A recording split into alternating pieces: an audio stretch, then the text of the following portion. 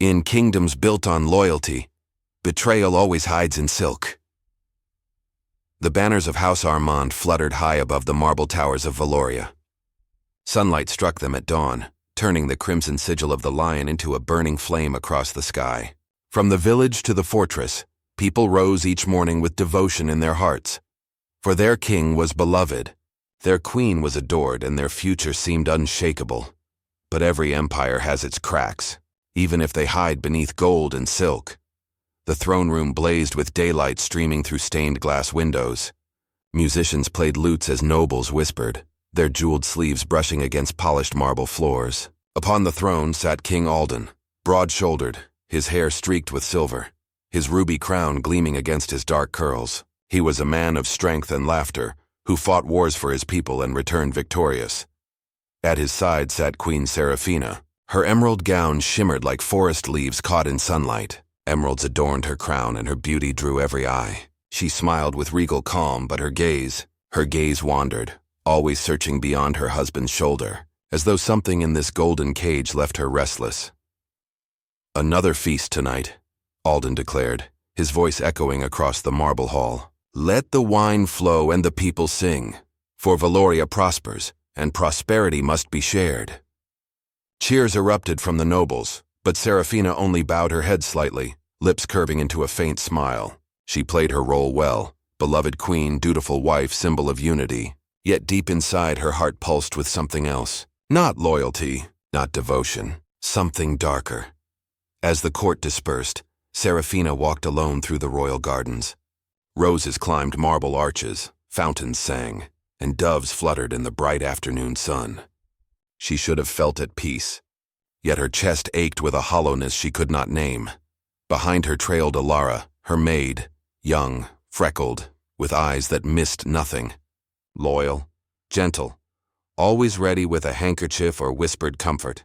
Alara watched her queen closely, sensing storms beneath her calm surface.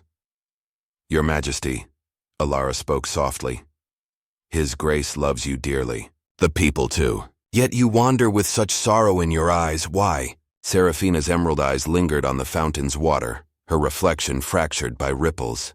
"Because, Alara," she whispered, "even in a cage made of gold, a bird may still hunger for the sky." Alara's heart tightened. She wanted to ask more, but she dared not. Some silences were sharper than blades. That evening, torches blazed in the great hall. Long wooden tables overflowed with roasted boar, honeyed fruits, and goblets of golden wine.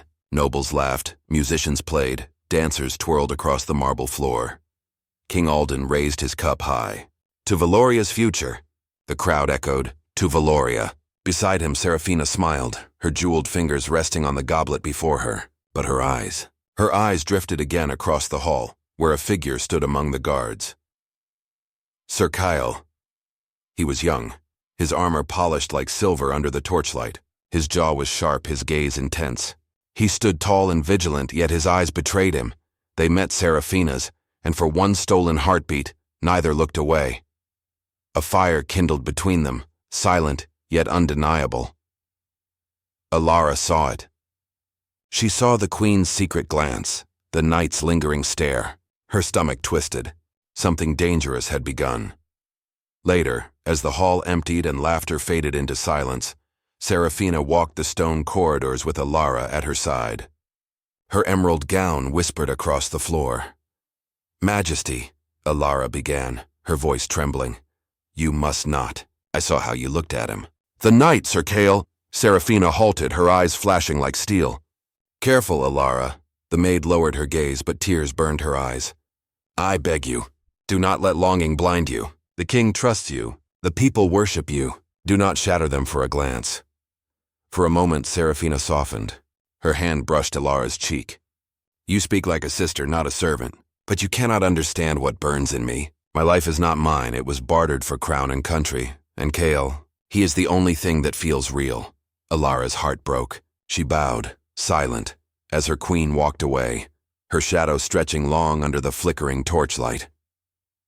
Days later, Seraphina slipped into the castle's archway gardens. Sunlight bathed stone arches, roses bloomed, fountains glittered, and there waiting was Kale. "Majesty," he whispered, bowing low. Do not call me that, she breathed, stepping closer. Not when we are alone. His eyes searched hers. If anyone sees, they will not. Silence stretched, heavy with unspoken desire. Then, like a dam breaking, Serafina's hand touched his. Kyle's breath caught. His armor was cold, but his touch burned. Ilara was right, Serafina whispered almost to herself. This is madness. Then let me be mad with you, Kale murmured, pulling her closer. And under the blazing sunlight of Valoria's gardens, the queen and her knight sealed their betrayal with a stolen kiss. That night, in the warmth of the royal chamber, Alden lay beside his queen. His laughter filled the room as he told tales of his battles. I fought with 50 men at my side, Serafina, but it was your name on my lips that carried me through. Without you, I would not be the man I am. He kissed her hand with devotion. Serafina smiled, her lips trembling. She turned her face away so he would not see the tears gathering in her emerald eyes. Because as his words filled the chamber with love, her heart whispered only of Kale, and deep within her a shadow stirred, a thought unspoken. A path not yet taken but already waiting, the path of betrayal. Desire is a flame. At first it warms, but left unchecked, it burns kingdoms to ash. The gardens of Valoria glowed with midsummer light. Roses climbed high along the arches, bees hummed, and fountains spilled silver water into marble basins. Queen Serafina walked slowly, her emerald gown brushing against the grass. Each step was measured, cautious, yet her pulse thundered like a drum of war. From behind the stone archway, Sir Kale emerged. His armor glimmered in the sunlight, but he had shed his helmet. His dark hair caught the light and his eyes burned with something no courtly mask could hide. Majesty, he began softly, bowing. Serafina, she corrected him, her voice trembling. When we are here, I am not a queen. He looked at her as though the words freed him. Slowly, carefully, Kale stepped forward until only a breath separated them. Then allow me to be nothing but a man. Her lips parted, but no words came. The sunlight streamed through the roses like stained glass, and for a moment the kingdom itself seemed to hold its breath. When his hand brushed hers, she did not pull away. Their fingers interlocked, two souls bound in sin. And when he bent to kiss her, Serafina let herself drown in the fire she had denied for so long. Unseen beyond the fountain's spray, Ilara stood in the shadow of the archway, her hands clenched against her apron, her eyes filled with tears. The queen she loved like a sister had stepped into ruin, and Ilara's heart shattered with the weight of the secret she was now forced to keep. That night, in the queen's chamber, Ilara brushed Serafina's hair. The room glowed with candlelight, the scent of lavender heavy in the air. My queen, Ilara whispered, her voice trembling. You walk a path that cannot end in peace. Serafina met her maid's reflection in the golden mirror. You think me blind? You think I do not know? I think you are a woman caught in a storm, Ilara said, dropping the brush. And I fear it will drown us all. For a moment, Serafina's composure cracked. She touched Ilara's hand gently. If you love me, Ilara, say nothing. Tears spilled down the maid's cheeks. My silence may cost us the king's life. Serafina turned away, her emerald eyes hardening. Then let silence be your loyalty. The castle library smelled of parchment and ink. Tall windows spilled golden sunlight across rows of wooden shelves. Here, in the hush of forgotten tomes, Serafina and Kale stole another moment. Serafina traced her fingers along the spine of a book. All my life, every choice has been made for me. My gowns, my words, even the man I would marry. Yet with you, she turned, her eyes blazing. With you, I feel free. Kale reached for her hand, his gauntlet cold against her skin. Then run with me, her heart lurched. And abandon the crown? The throne, my vows? Your vows bind you to a man you do not love, Kale said fiercely. Is that a life worth keeping? Their hands brushed, lingering, trembling. For one forbidden heartbeat, it felt as if the world belonged to only them. The stable smelled of hay and warm horses. Sunlight streamed through wooden beams, dust dancing in the shafts of light. Here, hidden among the animals, Serafina and Kale surrendered fully. He pulled her close, his armor pressing against her silks. Her crown was gone, her hair falling loose around her shoulders. Their lips met, fierce and desperate, a union of two souls defying fate. Yet in the shadows near the stable door, Ilara watched, her stomach twisted. The queen was not only risking her crown, she was risking the kingdom itself. Later, in her small stone chamber, Ilara sat alone. A single candle flickered, throwing shadows across the walls. She clutched a wooden rosary between trembling fingers. "Gods of mercy," she whispered. "Guide me. If I speak, I betray her. If I stay silent, I betray my king. What must I do?" Her tears fell onto the stone floor, unanswered. One evening, Serafina summoned Ilara to a hidden chamber behind the apothecary. Herbs lined the walls. Bottles of colored liquid shimmered in the dim light. From the shadows, Serafina lifted a vial, glass, filled with a green liquid that glowed faintly even in darkness. Ilara's heart froze. "Majesty, what is that?" Serafina's eyes glittered. "Freedom, no." Ilara's voice broke. "You cannot mean, would you have me live in chains forever?" Serafina hissed. "Every kiss with Kale is a crime. Every breath beside Alden is a lie. Only one of them can remain." Ilara's hands trembled. "This is treason. This is murder." "This," Serafina whispered, clutching the vial close to her chest, "is love." That night, Serafina sat before her golden mirror, the vial of poison resting on the table beside her. Her emerald gown glowed in candlelight, but her face was pale. In the reflection she saw both versions of herself, the dutiful queen, beloved and worshipped, and the woman burning for passion, willing to damn herself for freedom. Her hand shook as she whispered, "Forgive me. Alden, you deserve better than my heart could ever give." And in that moment, her choice was made. In a hushed chamber, Serafina pressed the vial into Ilara's trembling hands. "You will pour it when I command," Serafina ordered. "One drop into his goblet and the kingdom will be ours." Ilara fell to her knees. "Do not make me a part of this, Majesty, please." Serafina knelt, cupping her maid's tear-streaked face. "If you love me, if you are truly loyal, you will obey." Ilara's sobs filled the room. Against every shred of her conscience, she nodded. In the royal chamber, King Alden lay beside his queen, laughing gently as he told stories of his youth. "I was but a boy when I first picked up a sword," he said warmly. "But even then I swore I would always fight for those I love. For you, Serafina. Always for you." He kissed her hand tenderly. Serafina turned away, tears glistening in her eyes.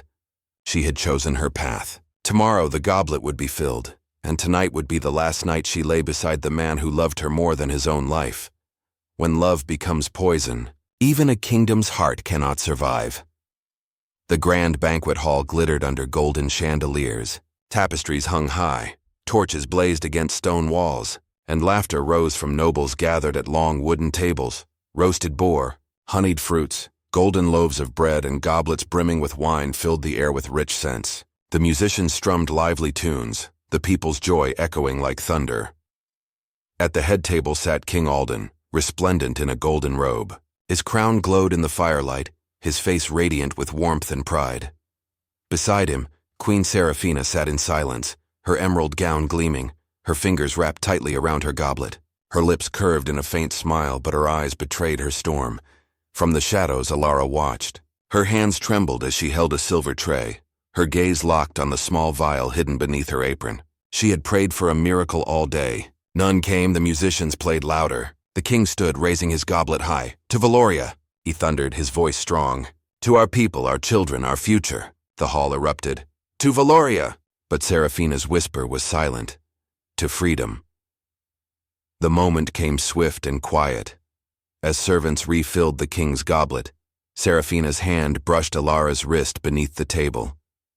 The signal, Ilara's heart stopped. Her fingers closed around the vial hidden in her sleeve. With trembling hands, she leaned forward, pouring a single drop into the king's wine. The green liquid dissolved instantly, leaving only shimmering red. Her tears threatened to fall, but she bit her lip until it bled. Serafina's hand closed gently over hers. "Good," she whispered, unseen, her voice a blade wrapped in silk. Ilara wanted to scream, to snatch the goblet away, but her legs were frozen, her voice trapped in her throat. The king lifted his cup once more. "To love that endures," and he drank. The goblet touched his lips. He swallowed deeply, laughing as he lowered the cup. For a heartbeat, nothing happened. The hall continued to roar with cheer. The king smiled, reaching for Serafina's hand. Then his fingers twitched. His laughter broke mid-sound. His eyes widened, confusion flashing across his face. The goblet slipped, crashing onto the table. red wine spilling like blood across embroidered cloth. "Your Grace?" a noble stammered. The hall fell silent. King Alden's hand trembled violently. His breath came ragged. He rose halfway from his chair, then stumbled, clutching his chest. Gasps erupted. Serafina rose, her face the mask of a grieving wife. "My lord, what's happening?" Her voice cracked with such convincing despair that even Alara flinched. The king collapsed. The great hall erupted into chaos. Nobles leapt to their feet. Servants screamed. Goblets crashed to the floor. Alden writhed on the marble, his crown falling from his head and rolling across the stone with a hollow clang. His face flushed, his veins darkened, sweat pouring from his brow. "Healer," someone shouted. The royal healer rushed forward, kneeling beside him, pressing herbs and vials to his lips. But the poison had already taken root. "My king, stay with us," the healer cried. Serafina knelt beside Alden, clutching his hand. "Hold on, my love, hold on." Her tears streamed freely, her voice thick with anguish. None could guess that her sorrow was painted, her grief a masterpiece of deception. From the shadows, Alara covered her mouth with both hands. She wanted to shout the truth, but fear chained her tongue. Alden's breathing slowed. His eyes, once blazing with life, dulled with pain. He turned weakly toward Serafina. Why does it burn so?" he gasped. "Shh," Serafina whispered, stroking his hair.